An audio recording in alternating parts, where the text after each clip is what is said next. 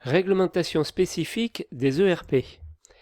Les établissements recevant du public doivent être conçus en intégrant les règles relatives à la sécurité contre les risques d'incendie et de panique.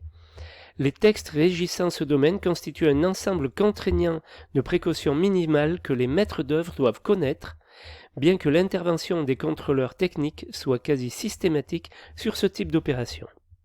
Cadre général. Les principes de sécurité applicables à ces bâtiments sont codifiés dans le Code de la construction et de l'habitation. Ce texte de base est complété par des arrêtés fixant de manière concrète les règles de conception et d'aménagement. Le règlement de sécurité actuellement en vigueur est l'arrêté du 25 juin 1980.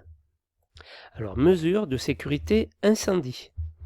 Les mesures à respecter par les constructeurs et les chefs d'établissement concernent la construction, l'aménagement, mais aussi l'exploitation des ERP. Elles s'articulent autour de l'accessibilité du bâtiment aux véhicules des pompiers, le comportement au feu des matériaux utilisés, le nombre et les dimensions des issues de secours, le fonctionnement et la sécurité des installations techniques, l'exposition du public aux risques prévisibles, les dispositifs d'alarme et d'alerte. Classement des établissements. Les règles applicables dépendent de ce classement qui comprend deux critères. La catégorie, fixée en fonction de l'effectif du public accueilli, par exemple, première catégorie, effectif supérieur à 1500 personnes, deuxième catégorie, effectif compris entre 701 et 1500 personnes, troisième catégorie, effectif compris entre 301 et 700 personnes, etc. Le type en fonction de l'activité pratiquée dans l'établissement, par exemple type R, établissement d'enseignement, type U, établissement de soins, type W, administration, bureau, etc. Procédure et responsabilité. Ce sont les maires qui sont chargés de faire appliquer les règles de sécurité, bien que les chefs d'établissement soient également responsables.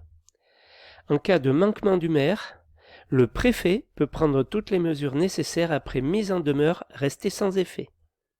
À ce titre, le maire délivre les autorisations concernant l'aménagement ou la construction des ERP, ainsi que leur exploitation. Auparavant, il reçoit les avis d'une commission de sécurité regroupant des spécialistes en la matière, la commission consultative départementale de sécurité et d'accessibilité, chargée de l'instruction des projets et de la visite des établissements, avant leur ouverture, puis de manière périodique ou inopinée. Les commissions de sécurité communale, intercommunale ou d'arrondissement, créées par le préfet, qui en fixe la composition et les attributions. C'est le préfet qui désigne la composition et les attributions. Règles spécifiques de conception. Elles portent essentiellement sur la résistance au feu des éléments de construction, stabilité au feu, pare-flamme, coupe-feu,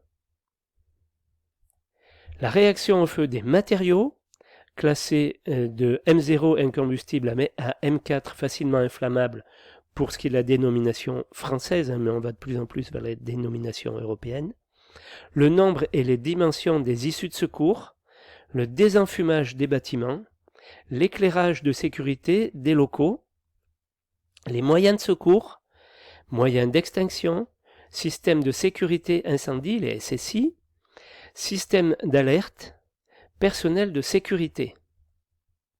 Coordination des systèmes de sécurité incendie.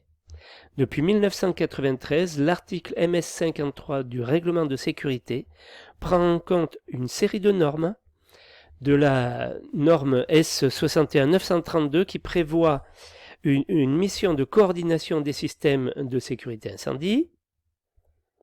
Un SSI comprend deux sous-ensembles principaux, un système de détection, un système de mise en sécurité. La personne chargée de la coordination doit établir un dossier d'identité du SSI, recueillir les documents de résultats permettant l'élaboration du procès-verbal de réception du système. Cette mission s'étend donc des premières études à l'esquisse ou à l'APS aux opérations de réception de l'ouvrage. Elle regroupe la coordination des acteurs et contrôle des prestations exécutées. Elle peut être exercée par la maîtrise d'œuvre de l'opération ou confiée à des bureaux d'études spécialisés en prévention incendie.